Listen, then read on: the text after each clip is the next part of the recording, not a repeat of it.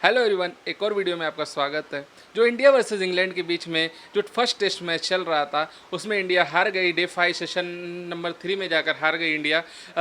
तकलीफ़ होती है क्योंकि इंडिया ये मैच जीत चुकी थी।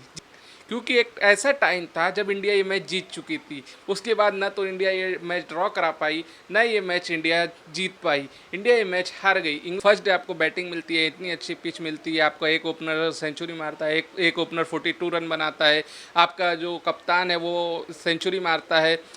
नंबर 3 फेल होता है लेकिन आप कप्तान और वाइस कप्तान दोनों सेंचुरी मारते हैं, 200 प्लस रन की पार्टनरशिप करते हैं।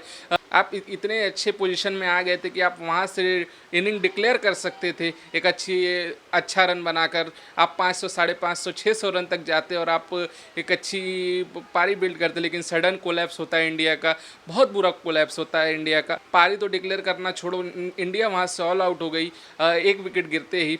फिर इंडिया बॉलिंग में आती है। मतलब आप देखो, एक ऐसी सिचुएशन जहाँ से इंडिया 500-600 रन की लीड ले सकती थी, वहाँ से इंडिया कोलैप्स होती है और 420 तक कोई विकेट नहीं गिरती है और 470-72 तक इंडिया ऑल आउट हो जाती है। ऐसा कोलैप्स होता है इंडिया का। वहाँ पर भी आप पीछे रह गए। बॉलिंग में आते हैं इंडिया की। फर्स्ट डे बॉलिंग अच्छी होती है, बुमराह बॉलिंग अच्छी करते हैं। आज का फर्स्ट स्पेल ख़राब जाता है, सेकंड स्पेल में वो कमबैक करते हैं, अच्छी बॉलिंग करते हैं, विकेट का मौका बनाते हैं। लेकिन कैचिंग, फील्डिंग इंडिया वहाँ पर लैग करती है। यशस्वी जायसवाल 5-5 कैच आते हैं, आप पाँचों छोड़ देते हैं। रविंद्र जडेजा कैच छोड़ते हैं, ऋषभ पंत कैच छोड़ते हैं। इस तरह इंग्लैंड, जहाँ इंडिया को 100 और 150 की लीड लेनी चाहिए, वहाँ इंडिया मात्र 6 रनों की विशाल लीड ले पाती है। फिर इंडिया बैटिंग करने आती है। यशस्वी जायसवाल, कैचिंग का प्रेशर, जो कैच अच्छे नहीं हुए, फील्डिंग अच्छी नहीं हुई, उसके प्रेशर की वजह से बैटिंग में असर दिखता है। वो आउट होते हैं, जल्दी आउट होते हैं, 12 या 13 रन कुछ बनाते हैं और वो आउट हो जाते हैं। साई सुदर्शन 30 रन बनाते हैं। थोड़ा एक अच्छी पारी खेल सकते थे क्योंकि पिच थोड़ा चैलेंजिंग थी, लेकिन खैर उनका डेब्यू मैच था तो ज़्यादा एक्सपेक्टेशन नहीं कर सकते। ज़्यादा एक्सपेक्टेशन नहीं थी। बैक ऑफ द माइंड चीज़ें चलती रहती है। साई सुदर्शन भी 30 रन बनाकर आउट होते हैं। फिर कप्तान गिल एक कट मारने जाते हैं और उसमें कप्तान गिल भी आउट हो जाते हैं। उन्होंने पहले इनिंग में अच्छी पारी खेली थी, कप्तान गिल आउट होते हैं। लेकिन थोड़ा जिम्मेदारी यहाँ पे लेनी चाहिए थी कप्तान गिल को। खैर वो आउट होते हैं। ऋषभ पंत आते हैं, दूसरी तरफ केएल राहुल, दोनों मिलकर एक अच्छी शानदार 196 रनों की पार्टनरशिप देते हैं। इंडिया 296 और 297 पर पहुंचता है, तब ऋषभ पंत की विकेट गिरती है। एक शानदार पारी खेलकर वो आउट होते हैं। फर्स्ट इंडियन कीपर बनते हैं जिन्होंने सेना कंट्री में दोनों इनिंग में सेंचुरी मारी हो। एंड फिर केएल राहुल आउट होते हैं और सडन कोलैप्स दिखता है। करुण नायर पहली इनिंग में भी आप खाता नहीं खोल पाए, दूसरी इनिंग में मात्र 20 रन और एक चेक ड्राइव जैसे नॉर्मल शॉट खेलते हुए आप आउट हो गए।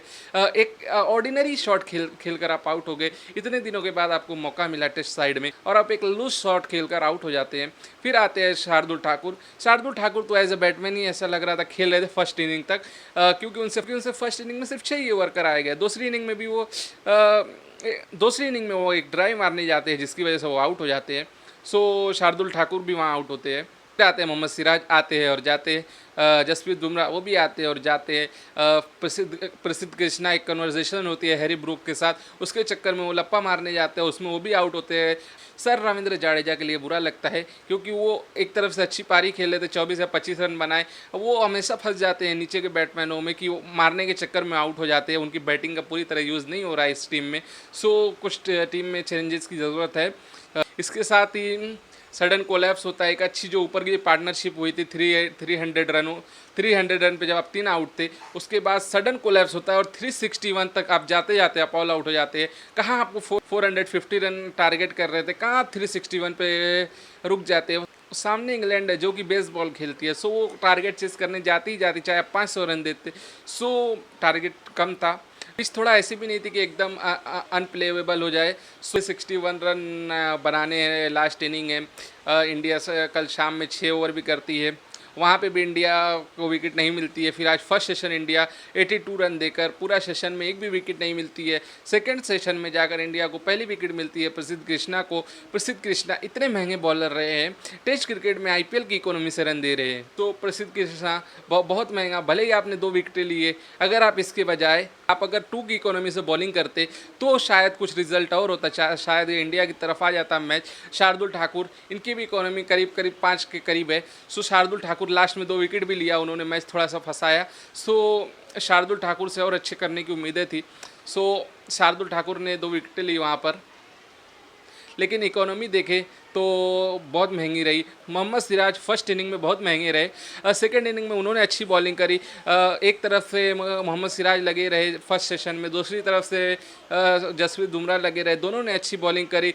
एक जो बहुत गेम चेंजिंग मोमेंट है वो मोहम्मद सिराज ने जो बाउंसर मारी थी बेन डेकेट को 97 पे, वो अगर वो पकड़ लेते तो ये जो 60 रन का जो फासला यहाँ पे करीब करीब 60 रन का जो फासला बना है यशस्वी जायसवाल की वजह से, यशस्वी जायसवाल अगर वो कैच पकड़ ले तो शायद रिजल्ट एक और होता।